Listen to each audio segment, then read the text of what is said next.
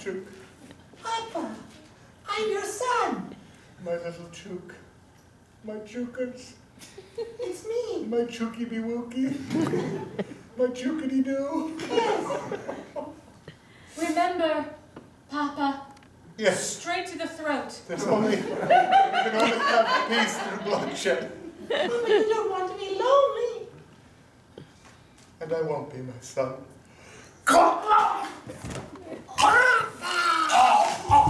The dagger split through the neck of Chook Chook and into the neck of Papa himself, and he was pulled down into the realm of Pot to face the consequences of his actions. Pot was sitting upon his throne. Behind him, his decoration flame. I'm so glad you fired the other guy.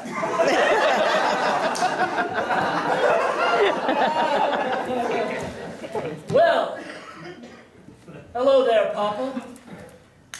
You must be the god Pot. Yes, I am allowed to leave this underworld once every 100 years, but only if I come in the form of a tiny fur baby. Yes. It was you. The whole time. That's right. I'm not sure if I should love you or hate you. It makes no matter. I grew potatoes my whole life in honor of you. My whole family died when the potatoes stopped growing because of you. And then you came and brought me love again. You have been a good servant all your life. Peace is complicated. Smoke this, you will feel better.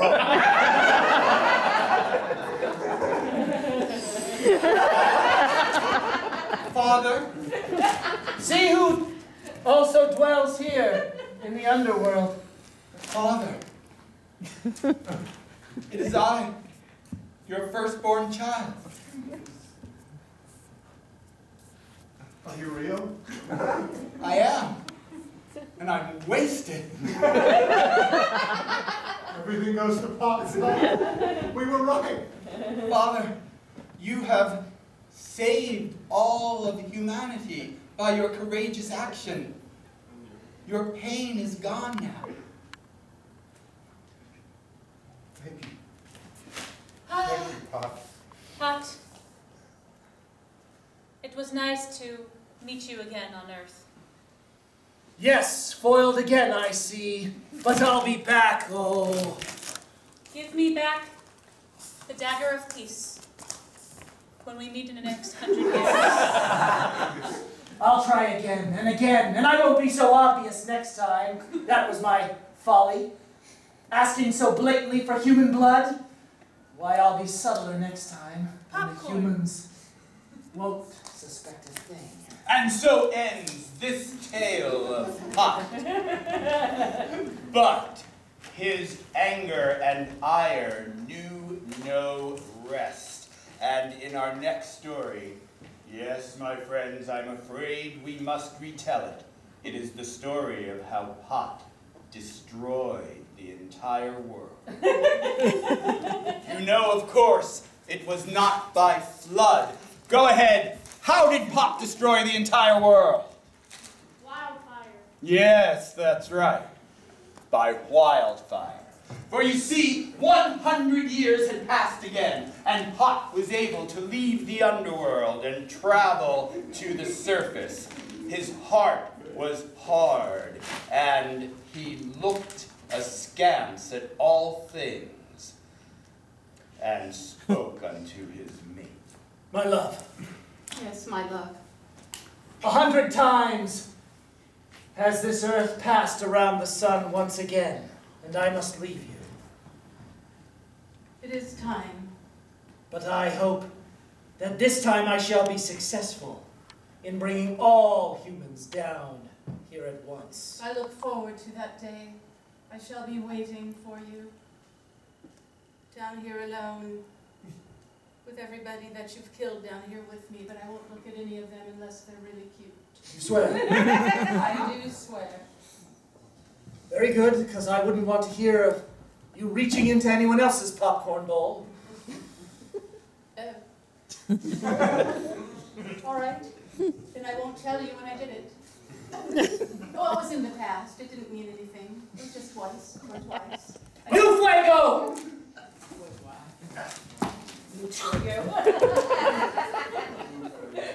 Come. You're joining me on the quest.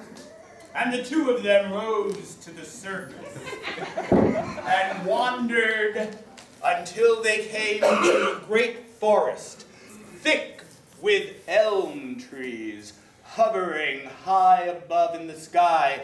The giant leafy canopy hid the sun, and the darkness that fell upon Pot's brow was mirrored only by the darkness in his heart.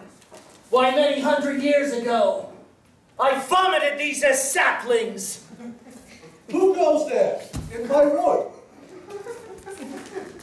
It was the tree! Do you not recognize me from it is within the contents of my intestines that you were born? Oh, yes. Oh, Lord Pot, it is you. Yes. Damn you. I see. As Pika's vomited out wind still shivers through your leaves, you quake in fear at the sight of Pot. Ah, your weed has shriveled up many of my roots. And the people and the animals with which have come to feed upon my fruits Fear not, have withered away because of your actions. for I come not for you, but for the souls of all humanity. Yes, Fuego, I must set you now to your purpose. I wish for you to spread across the entire earth. No. And take back within your stomach that which I once vomited out. No. At once, fire flew from the fingertips of the god. No. The trees burst into flame. The grass caught fire. The trees caught fire. Screams from around the world were heard. And the entire world was engulfed in flame until there was nothing left but the charred remains of the once green earth and one married couple who fortunately were in a cave that day.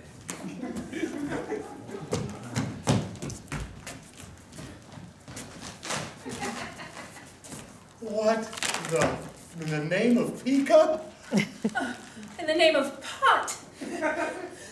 This could be nothing but Pot's anger at us for not giving him enough worship time. Everything's gone. It's all gone. Everything but us. Back to the cave.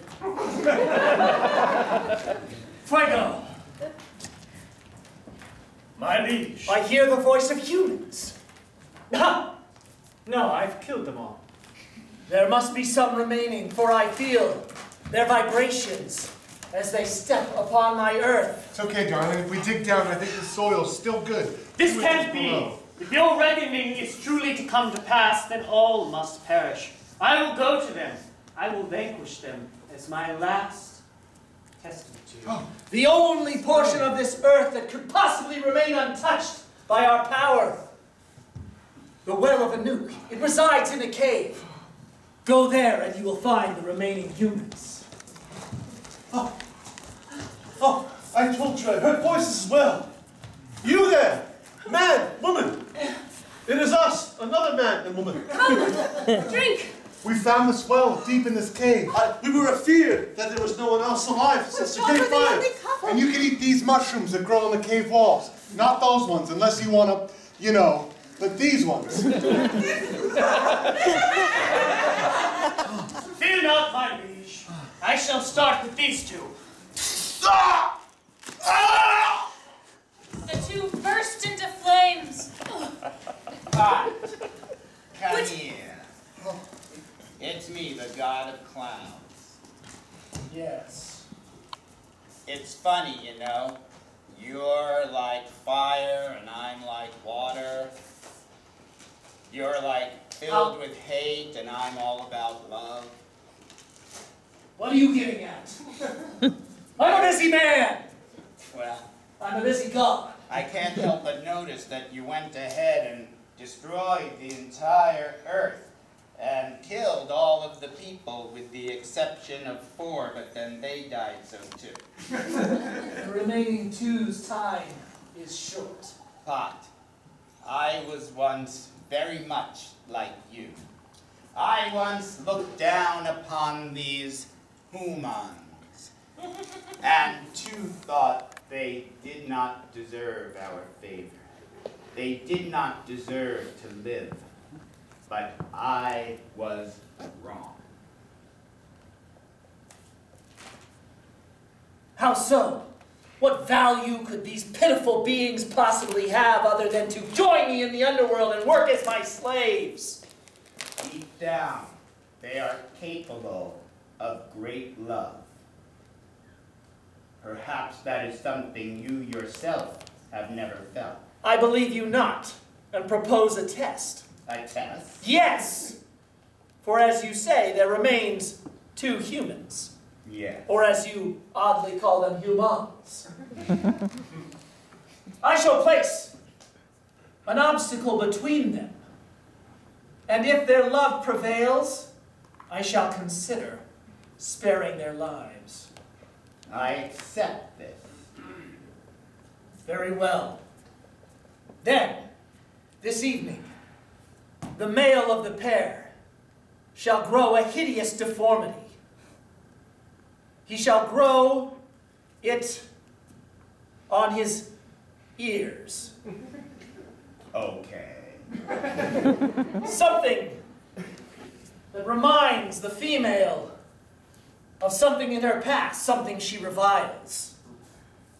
And if she can still find it in her heart to love him, well, then I shall believe what you say about the human heart. Then let us put it to the test at once. And with those words, the human's ears became a frightful deformity. Oh, husband. Oh. What grows there? Carrots. Carrots! I've carrot ears? How could you? Husband, you know how I feel about carrots. You were once That's right, carrots! For as we all know, she's on the paleo diet. You're sick, I tell you. But I tell you that so much faith do I have in these humans that I shall compound his hideousness and turn not only his ears into carrots, but his very face into raw kale. Husband, You fool! husband, you changed before my eyes. Your face is completely of kale. Oh! Oh, you never eat that. Oh! Husband, you are not like you were before. And with the new deformity, she saw that she could never be with him again and set forth into the night with him in tow. Husband, we must leave this well. The only thing out there for us is just to move forward. I shall walk in front of you and not look back. See how her heart for him grows cold. Oh, aren't these male gods ridiculous with their petty grievances, their revenge? But who is listening behind the scenes with the goddess Pika? Oh, what tale is this? My love, I know you can't stand me and in fact revile me, but now that my body is turning into edible vegetables, perhaps we can plant it in this now fertile ground and water it with the water from that well, and you can have a life again. But she was too repulsive. She could barely stand to look at him, and she spit. Oh, Stop! at that moment, Pika descended. Potato peeler in one hand, stew recipe in the other. Oh, Goddess Pika! Goddess Pika! Yes. I bow before you. Tell me what you see when you look at this man. I your see. husband. I see raw vegetables. Suddenly, his two Taste- locks turn into potatoes. He turns before me into a tumor. And from the peelings from his butt potatoes, Pika sprang forth more life. Suddenly the field in which they were standing no longer had ash, but grew a grass. Now this, your aberrance for your husband and your husband's vegetative tumorous things, are all because of my ex-husband, Pot. I will know his work anywhere. So saying, immediately the woman looked deeper into the eyes, or at least the spots where his eyes once were, and the kale faded away to become his face. The carrots melted to become his ears, and the potatoes his ass. And at once, she was madly in love. Husband, we must go back to our cave immediately. How could I have seen you as only a vegetable? You are so much more.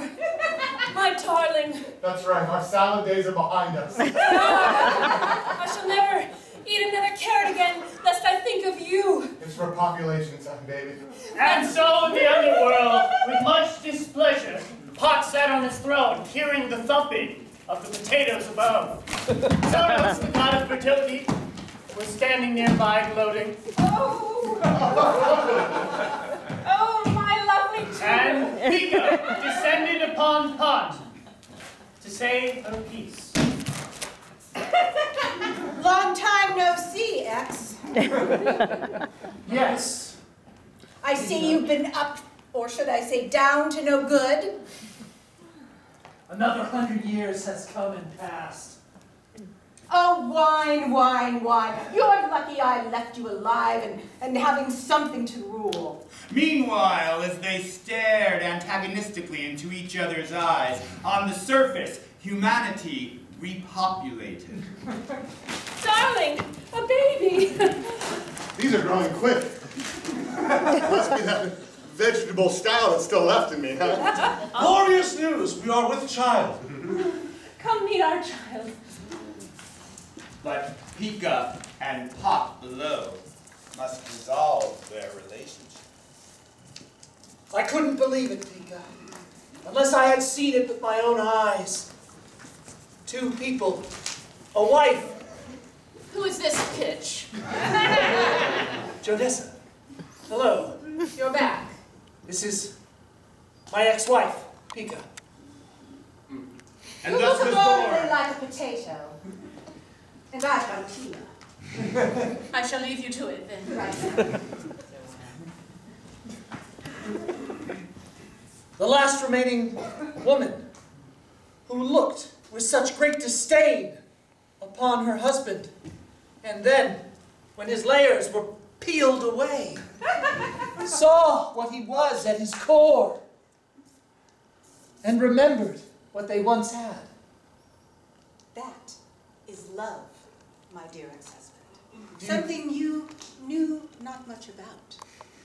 But do you recall the great nothing in which we once dwelled together?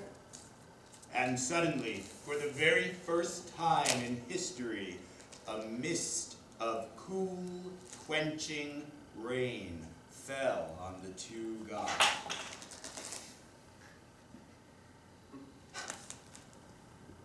Even here in the underworld, the cloud god sends me his message. If there is goodness in the hearts of humans, I swear that from this day forth I shall no longer visit plans of destruction upon them every century. Do you speak the truth? I do. and love sprang between them. Pika, I miss your stew.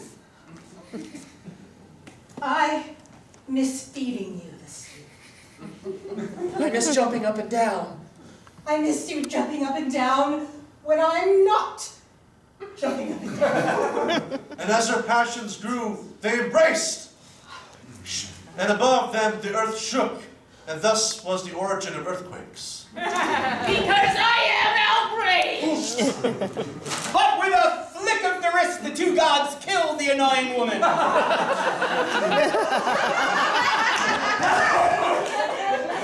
And so, my friends, it is true that even to this day, Pika resides no longer in the heavens, but in the underworld with Pot, and the two of them enjoy a deep and satisfying love. It is this love that allows us all to live, but it is only and always a matter of time when the danger that threatens love might rear its ugly, whining head again. But that time is not now. How shall we keep it at bay and allow the goddesses and gods to allow us to continue and thrive? We must work each day, my friends, to find and to cherish true love, or else we again shall be burned in the fire and all go to pot. The end.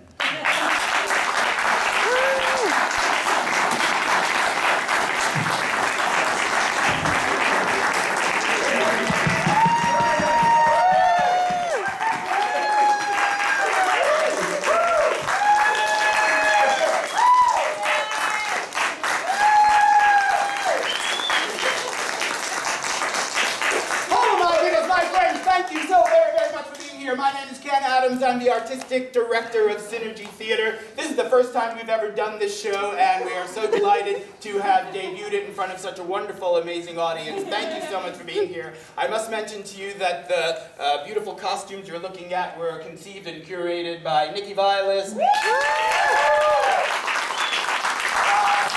the amazing set that we have the honor of playing in front of tonight was designed and built by Eileen Thomas.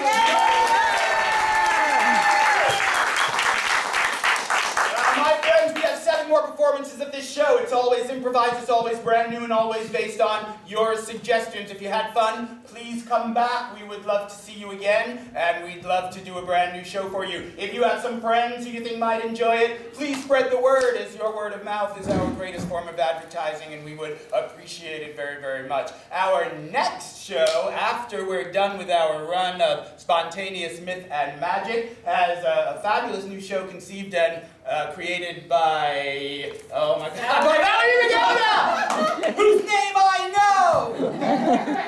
Valerie Regalia, and it is called The Mating Game. It's a fabulously fun show which posits the question, how would things be if life worked like the old TV show The Dating Game? So come on back and see that. It's going to be a fabulous show. We have some postcards on the way out. There's also a nice big bucket there.